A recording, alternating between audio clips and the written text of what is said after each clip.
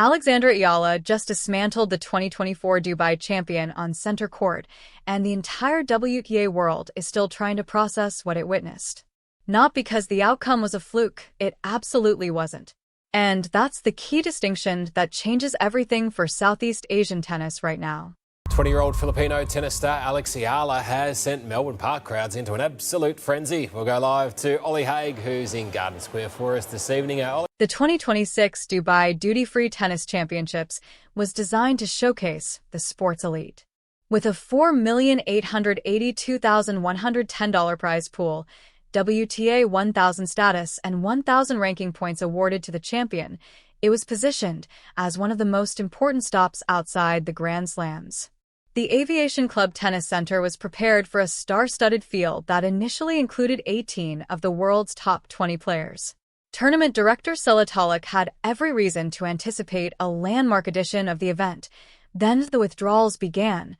World number 1 Aryna Sabalenka pulled out, citing physical exhaustion following her Australian Open campaign. World number 2 Iga Swiatek withdrew after a scheduling adjustment tied to her Doha quarterfinal exit.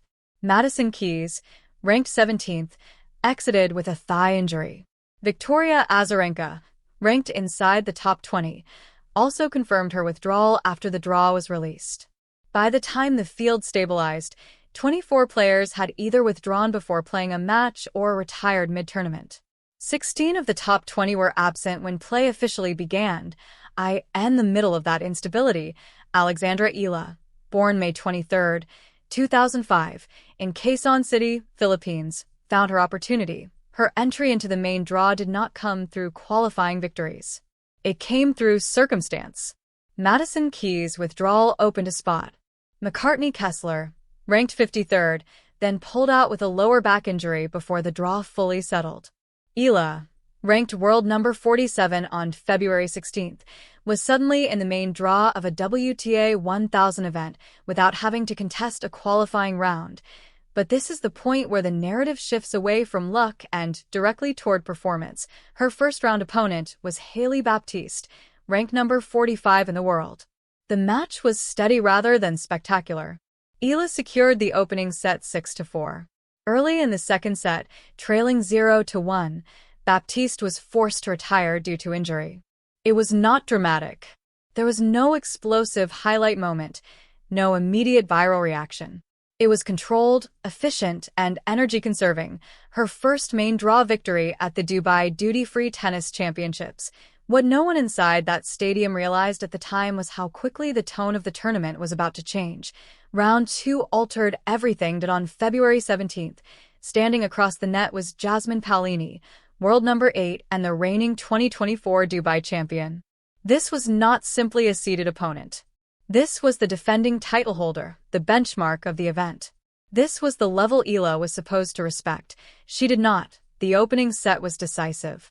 Eala claimed it 6-1, a scoreline that sent immediate shockwaves through the draw and signaled that this run was about to become something far more serious than a fortunate entry into a depleted field.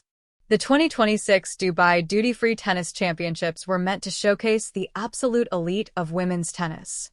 With a $4.88 million prize pool, WTA 1000 status, and 1,000 ranking points awarded to the champion, everything was set for a premier event.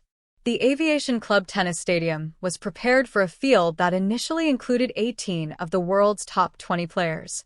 Tournament director Eala had every reason to expect a marquee tournament. Then the withdrawals began. World number 1 Aryna Sabalenka pulled out, citing physical exhaustion after winning the Australian Open. World number 2 Iga Swiatek withdrew following a schedule change after her Doha quarterfinal exit. Madison Keys, number 17, withdrew with a thigh injury. Victoria Azarenka, number 10, confirmed her withdrawal after the draw. By the time everything settled, 24 players had either withdrawn before their first matches or retired mid-tournament. 16 of the top 20 were absent when play officially began, and in the middle of that collapse, Alexandra Eala found her opportunity. Born May 23, 2005, in Quezon City, Philippines, Eala didn't enter the main draw through qualifying. She got in after Madison Keys withdrew, and her place was fully secured when Kessler, ranked number 53, pulled out with a lower back injury.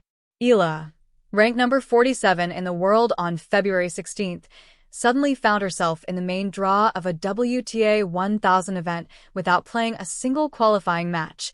But this is where the story stops being about luck. Her first-round opponent was Hailey Baptiste, ranked number 45. Eala took the opening set 6-4 and trailed 0-1 in the second before Baptiste retired due to injury. It wasn't dramatic. No viral moment. No eruption from the crowd. Just a steady win and her first main draw victory in Dubai. What no one in that stadium realized was what it was about to witness next. In round 2, Eala faced Jasmine Paolini, the world number 8 and defending 2024 Dubai champion. This was the reigning champion. This was supposed to be the ceiling. Eala didn't treat it that way. She dominated the first set 6-1, stunning the press section. But the second set is where her 2026 story was truly written. Eala landed 67% of her first serves during the match and won 86% of those points, an elite statistic that neutralized Paolini's return game early on. She built a 5-3 lead in the second set and held 3 match points on Paolini's serve in the ninth game, but failed to convert any of them. Paolini broke back. She then led 6-5 and had set points to force a third set, inside the 5,000-seat Aviation Club tennis stadium, packed largely with Filipino expatriates. The crowd fell silent. It felt like thousands of people holding their breath at once. Then Eala won the tiebreak 7-5 on her 5th match point of the match. She struck a forehand winner. This time, the crowd exploded so loudly that umpires had to intervene. The match lasted 1 hour and 40 minutes. It was her third career win over a top 10 player, but it meant more than just the scoreline. Those inside the stadium described the atmosphere as Beatlemania reborn. The Filipino community in the UAE showed up in unprecedented numbers. Handmade signs, organized chants, and noise levels that required umpire warnings during live points. The stadium sold out for her. Matches, and most of the seats were filled with compatriots cheering for one of their own on one of tennis's biggest stages. After defeating Paolini, Eala said simply, "I looked up, and there were Filipinos for days." One sign read, "Alex, please marry my son." Eala responded with a playful finger wag. The moment went viral. This was no longer just a tennis story. It had become a cultural moment. That momentum carried into her next match against Serena Sirsti, ranked number 32. The first set remained tight until Eala broke at 6-5 and took it 7-5. In the second, she surged to a 4-0 lead.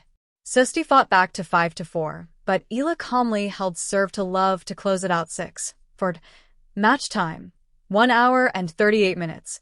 With that victory, Eala became the first Filipino in tournament history to reach the quarterfinals in Dubai, 20 years and 268 days old. She also became the youngest Asian woman to record multiple top 10 wins in WTA 1000 events before turning 21, breaking a record previously held by Naomi Osaka by 82 days. Her career earnings surpassed $1.57 million by February 16, 2026. The 215 ranking points from her quarterfinal run projected her into the top 38, a career high that would give her direct entry into future WTA 1000 and Grand Slam main draws. And no more qualifying rounds. No more lucky loser spots. But here's the reality. This breakthrough came during a tournament defined by withdrawals. She entered the draw because Keys withdrew. Her position was confirmed when Kessler withdrew. The world's number 1 and number 2 weren't there. 16 of the top 20 were absent. Tournament director Eala Talik openly questioned whether the reported injuries were as serious as claimed and argued that current WTA fines weren't enough to deter top players from skipping events. Yet none of that changes what Eala did once she stepped on court. She defeated the defending champion in straight sets. She survived missed match points.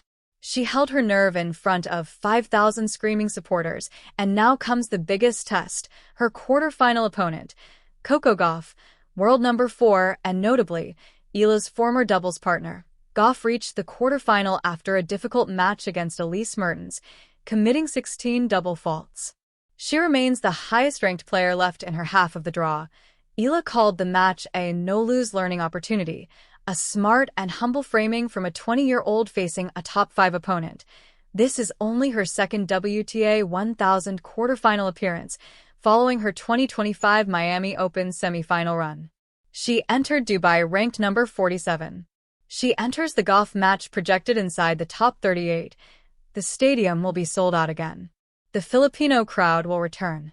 And every golf double fault will be met with 5,000 voices not cheering for her. But one question remains. Analysts noted signs of fatigue from Eala during the second set against Paolini. Fitness may be the one ceiling her technical game has not fully broken through yet. She has the crowd. She has the momentum. She has the records. But can Alexandra Eala sustain a top 10 level performance for one more match against the highest-ranked opponent she has faced in a WTA 1000 quarterfinal? That answer is still unwritten.